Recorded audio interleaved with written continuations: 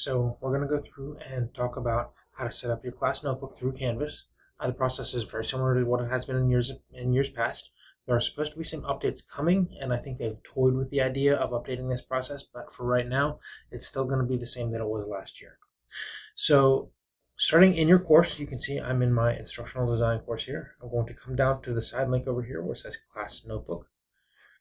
And in here, it's already going to pull my Microsoft login, and it's going to pull up a name for the notebook. Now, I would suggest that you would put the year in front, something like that, and then the name of your course. That way, as you build notebooks next year, if the process still hasn't changed, you can still come back and have a designated name for this notebook, and it will separate out next year's notebook and the previous year's notebook by year. That way, it kind of keeps your file structure organized. So we hit next, and this is just a little rundown of what the 4 different spaces are within the notebook. I would suggest when you're building your notebook, you take the time to read this. It's very helpful in what the different sections are meant for. If you would like to add another teacher, here's where you can do this. You can also come back and do this at a later time. There's no pressure right here at all. And then adding students. I would leave it where you automatically add students from LMS, which is Canvas. So when students would click on the class notebook button, it automatically logs them in and generates a space for them in your notebook. And we talk about that in the next few videos. And here is where you can design your different sections. These are the sections for students to have. When a student logs into the notebook, it generates a section for them. These are the tabs or the sections the student will have under their name. Handouts, class notes, homework, and quizzes. I know a lot of teachers like to remove it down to just these 2, class notes and homework. You can do homework assignments through Canvas, through the class notebook, especially if you're on a campus where students are taking a device home. Even if they aren't taking a device home, OneNote Class Notebooks is also web-based, so if they have access to the internet on any device, it could be a cell phone, it could be an iPad, it could be an Android tablet, it could be another computer they have at home, anything with a screen, they can manipulate OneNote. So there's really not much excuse in today's society that a student wouldn't have access to something. And then here's the breakdown of what it looks like on both sides. This is the teacher side of it, collaboration space, content library, teacher only section. And then the student's end, notice that teacher only section right down in here changes to the student's name. This is what they would see. They would see collaboration space, content library, and then their name here. Now I suggest whenever you're building your notebook, you keep the collaboration space disabled. And we'll go through that here in just a minute. That's one of the final steps we'll do in this video. But the content library, I would use the content library to teach from. I would keep all of your blank copies of pages and worksheets and instructional material and all of that. I would keep all of that in the content library and teach from there. Before you start teaching for the day, I would distribute out of your content library to the students sections so that they each have a blank copy of whatever notes page you're running through the day and whatnot. And then you teach from the content library. The student takes notes in their class notes section aside from your content library, and you can actually do notebook checks to see how accurate students' note-taking abilities are. It's a very handy way to do that. So I create the notebook, and it's going to take a few minutes here. Okay, so here you have the option to open in OneNote or OneNote Online.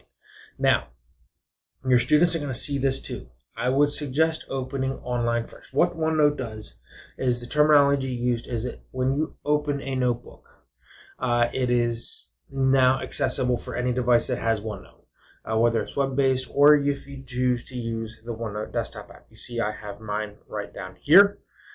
Because I have opened this app on the computer before, I could click on open in OneNote and it would work out just fine.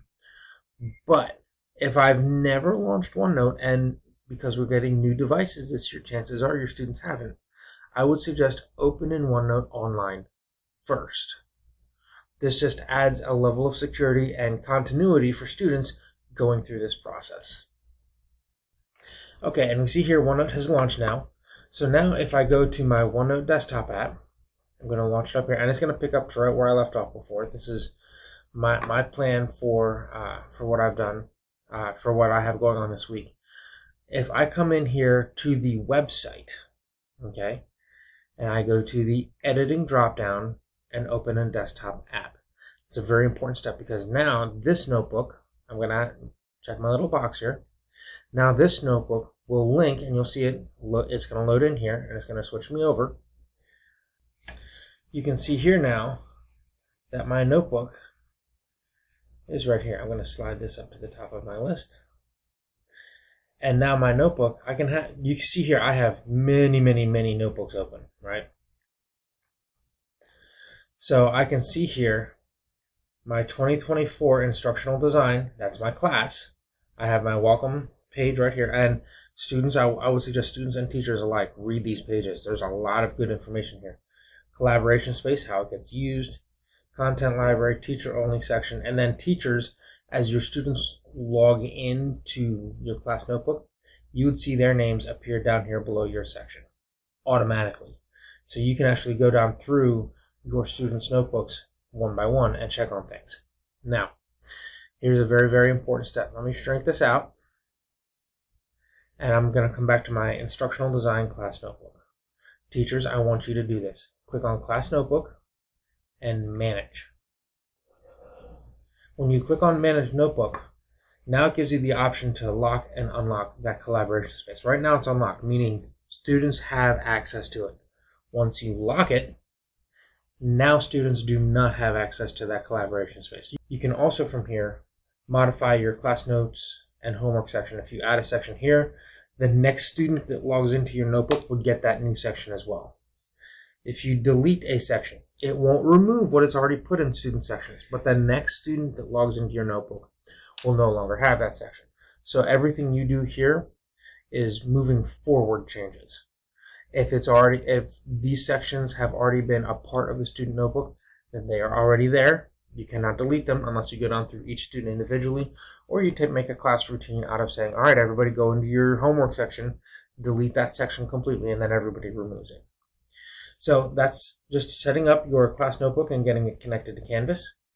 Your students will go through the same process. I hope this is helpful. Have a great day, and if you have any questions, please don't hesitate to reach out.